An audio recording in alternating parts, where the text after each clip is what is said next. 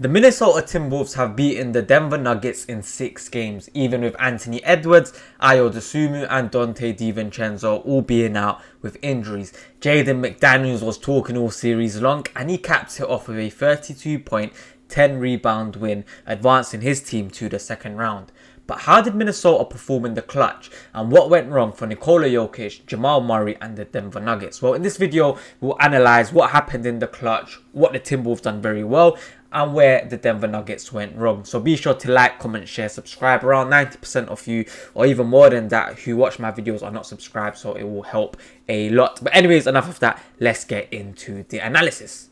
So it's the first play in the clutch, and Julius Randle, he has Spencer Jones in him. Nikola Jokić, he comes in and tries to help over. As they both reach in, Julius Randle, he gets his shot up and he makes the midi. Here it's Jokić picking up the ball, but just look at Rudy Gobert, just look at Jaden McDaniels. They were both picking up full court. Jaden McDaniels follows Jamal Murray as he tries to go around Nikola Jokić. You're going to see Cam Johnson set a screen for Rudy Gobert to get free. However, Rudy follows. Jamal Murray is going to cut to the rim, but look what happens as he cuts to the rim. You're going to see Julius Randle with the rim protection. He has to pass it back out to Nikola Jokić. Once again, there's a screen on Terrence Shannon Jr. by Jamal Murray. Cam Johnson is going to cut to the basket, but once again, who's he met by? He's met by Jaden McDaniels. He tries to go for a lay and he misses it. It's very good defense and it's very good rim protection from the Minnesota Timberwolves. Here is the next player, and as you can see, there was a focus on getting Jamal Murray and getting the mismatch and attacking him. Here's Julius Randle. Cam Johnson has to help out Jamal Murray. Then you see Nikola Jokić who goes to help out as well, and they kind of try to trap him. As all three of them go, that leaves Terrence Shannon Jr. open for a free, which they will live with that look because he shot 1 from 7 on the field. But look at that, you have Jaden McDaniels, you have Rudy Gobert fighting for the balls. They get another chance and the possession doesn't go anywhere, but it's the fact that they're getting those offensive boards and they're getting extra possessions, especially in the clutch. Once again, as I said, they are hunting Jamal Murray. It's Terrence Shannon Jr. on Jamal Murray. The spacing here is beautiful. You have Naz Reid, Jaden McDaniels, you have Rudy under the basket, and you have Julius Randle on the right corner. And the thing is, Cam Johnson can't come over and help too much because Naz Reid is a brilliant shooter and he could also drive to the rim. As you can see, Jamal Murray, he tries to defend Terrence Shannon Jr., but he's not square. And what Terrence Shannon Jr. does, he attacks the lead foot, he goes left, he drives, and he gets the and one. And Jokić here, for me, he has to come over and help. He has to understand the player that he is facing, the player that he's coming over to help. And Terrence Shannon Jr. is not going to make that pass underneath the basket to Rudy Gobert. So he has to go over and he has to help out. Once again, as you can see, Jaden McDaniels, he picks up full court. The ball goes to Nikola Jokić. Christian Brown is going to empty that space and he's going to get under the basket. This leaves Jokić and Rudy for a one-on-one. But just look at the help defense here from Naz Reid. It's brilliant. He doesn't overcommit and oversell himself to help. Rudy does well to come back and help out. But then look what happens. Cam Johnson, he cuts to the basket because Terrence Shannon Jr. is sleeping. But once again, the rim protection is so important. Yes, it leads to a foul, but the pressure of the game meant that Cam Johnson missed one. It's another play where they hunt Jamal Murray. Now, Rudy Gobert comes over to set a screen, but this was the wrong play. He realizes this as well, so he goes back to the rim. Jaden McDaniels 1v1 against Jamal Murray. He attacks the lead foot once again. He puts the ball between the legs, goes right, and by the time Jamal Murray can try and contest the shot, because all his weight is on his back foot, it's very hard for him to adjust. And Jaden McDaniels, with that, he holds the pulls and he's kind of aura farming in that scenario there. This was a great inbound play. As you can see, Spencer Jones, he sets a screen on Rudy Gobert to get Nikola Jokić free. But look at Julius Randle. Once again, he's there to stop Jokić getting a free run at the rim. Then Rudy does well to recover. They trap him. He blocks the pass to Spencer Jones, which means the only pass that he has is over the top towards Jamal Murray. But Jaden McDaniels, he don't lose his man, and they make sure that they get the turnover. And this turnover leads to a foul, and it's basically game over from there, really. But I think we have to talk about what Minnesota Timberwolves are doing, right? We have to give them their props. We have to give them their flowers. I feel like, obviously, with Anthony Edwards, he's your best player. He's your star player. He's your all-star, all-NBA type player, right? He's out injured. But not only him, you have Ayo Dosunmu, who was a key pickup for them during the trade deadline back in February, who's had a great series as well. I think in one of the games he dropped 42 points. You know, he's a player that they needed, a player that can make shots, a player that can create for someone else, and he's exactly what they needed in the event that maybe Anthony Edwards does miss a game. He's out too as well. Dante DiVincenzo, who was shooting lights out from three, he gets an unfortunate ACL tear. So, you know, they had 3 key injuries. Naz Reid as well is someone who had injury worries, but he's been playing through injuries as well from what people have been saying in the media. He's been playing through injuries. So what they have done is amazing, right? They've beaten the Denver Nuggets, who a lot of people had favorites. For me, I had the Nuggets and OKC going to the conference finals, right? They beat them in the first round. They beat them short-handed. Jaden McDaniels, he came out, he said, you know, I'm going to go at every single one of those players. Why? Because they're not good defenders. And what did he do? He proved them right every single time. They are not good defenders. They hunted Jamal Murray every single time. They hunted Nikola Jokic every single time. And they got their rewards. Nikola Jokic, another game where, you know, he still got his, I believe he got 26 points and 10 balls and I think 9 assists. But the level of rim protection and the fact that, you know, you can keep Nikola Jokic to less than 30 points is a shout out to Rudy Gobert, because Rudy Gobert, again, has had another great series, right? He's a player with great rim protection. He's a great defender. As you can see, just in the clutch alone, he forced a lot of those runs to the rim, or a lot of those drives to the rim. He forced them away and he made them pass it back out. And Rudy Gobert, he's a player which splits a lot of fans, but for me, you either love him or you hate him, right? And for me, I think what he does on the court, he's absolutely amazing, and he is so key for what, as in the Timberwolves, can do consistently, both on the offense and defense. I get offensively, he has his problems, right? You can say that sometimes he makes some stupid mistakes in terms of passes that he makes, in terms of some of the reads that he makes as well. And a lot of people question like his ability to basically handle the ball comfortably, whether it's passing or whether it's like just reading plays and catching a pass and going to the rim and laying it up and things like that, right? But for me, what he does to this Timberwolves team and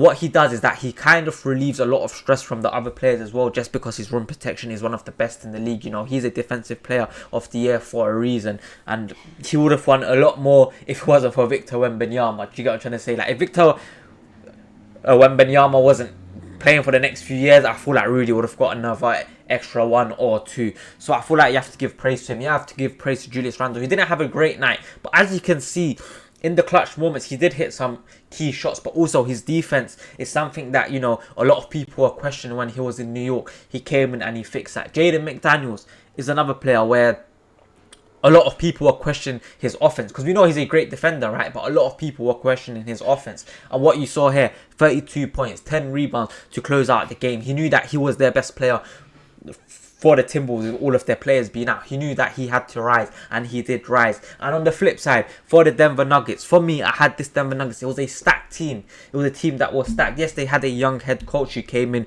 midway through the season last year when Michael Malone obviously got sacked and fired and things like that happened. But for me, that roster is very stacked. You have Jamal Murray, you have Cam Johnson, you have Nikola Jokic, you have Tim Hardaway Jr., you know, you had Peyton Watson, who obviously did not play this series, but he was someone that could have had a big impact if he was playing. You have Aaron Gordon, Christian Braun, all these guys here that can play a role, and then you get out in the first round. Now, cool, losing to the Timberwolves with a team that's fully healthy, I get it. But you're losing to a team with 3 key injuries. Their all-star, their best player, their all-NBA player is out injured. They lose 2 of their key role players in Dante DiVincenzo and Ayo Dosunmu, and you still lose. It's very concerning. I'm gonna be honest, I didn't watch a lot of Denver hoops during the regular season, but as the season got towards the end, I did watch them. And that game against the Spurs specifically, I remember a few weeks before the playoffs started, I had them. I watched that game and I thought, alright, cool, they are going to do something impactful, especially with the way that Cam Johnson played, Jamal Murray, Nikola Jokic against Victor Wembanyama, and that young Spurs team. I thought they were going to do something, and they were going to potentially go all the way and face OKC in the conference finals and potentially go and win it. But unfortunately, that's not the case, and there has to be a lot of changes. There has to be something different, because Jokic said it himself. He said it like, you know, if they were back in Serbia, they would have got fired. But it is concerning. It is concerning if you are a Denver fan, because you're coming into the season, you're looking like, alright, cool, we got rid of MPJ, we brought in Cam Johnson. We have Peyton Watson, who's having a brilliant year. We have Christian Braun, which now he's fully fit, he can play again, you know. You made these acquisitions, or you got some players back, and you thought that it was time to kind of take the next leap. I didn't even talk about their backup center in Jonas Valanciunas as well. They got him as well. So you thought, cool, it's another year where we have to contend for the title. But instead, they've regressed. They have regressed. And this is where, as in the fine margins in the NBA are so fine because it doesn't always go your way. A lot of people, including myself, thought the Cam Johnson for MPJ swap was a very, very good swap. Now, this is nothing wrong with Cam Johnson because he had a brilliant Game 6 and he had a very good series in general. But what I'm trying to say is that the fine margins can sometimes go your way and can sometimes not go your way. That's why you have to kind of win big in the areas that you can win big. You have two great players. You have you have a great duo in Nikola Jokic and Jamal Murray. What you need to do now is back them up with size, with athleticism, with shooters around them. And in my opinion, they did. But Jamal Murray, the lights got too bright for him. Nikola Jokic, the lights got too bright. You can't be turning the ball over. It's a 5-point game. You turn the ball over and it turns into a 7-point game. You can't let someone like Jaden McDaniels, who, with all due respect to Jaden McDaniels, he's a very good player and he has a role in Minnesota, but you can't let him come out, talk bad on your name, and he goes out and proves it, right? At the end of the day, you are in the MVP talks for a reason, right? And he's most likely going to finish top 2, top 3, whatever you think. He's not going to win it, but he's going to finish top 2 or top 3. And the fact that you can come out and let an injury-riddled team like the Minnesota Timberwolves come out and talk their talk and go out and prove it as well, for me, it's concerning. I mean, I'm not a Denver Nuggets fan, as I've said before. No, I'm a Timberwolves fan. So you guys will probably have a better perspective of how your guys' teams kind of matched up across this 6-game series and what your expectations were. But a lot of the Nuggets fan that I saw on social media, their expectations were championship aspirations, and they've taken a step backwards. So it's very concerning to see. And shout out to the Timberwolves, shout out to Jaden McDaniels, shout out to Terrence Shannon Jr., right? He got the call up because Ayo Dosunmu, he was injured, right? And that's unfortunate. Hopefully he is back for their series against the Spurs. But he came in,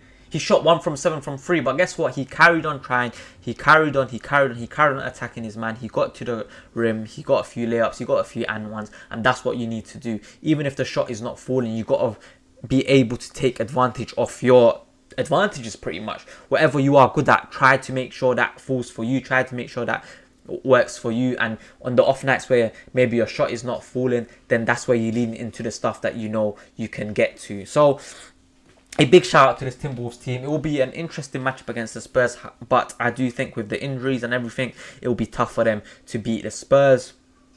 And I mean, you guys can comment down your thoughts below, right? Tell me what you guys think about the whole series in general, but not only the series, but just tell me what you guys think about what you guys plan to look for in the offseason, especially if you're a Nuggets fan, because the Timberwolves are still in the series, right?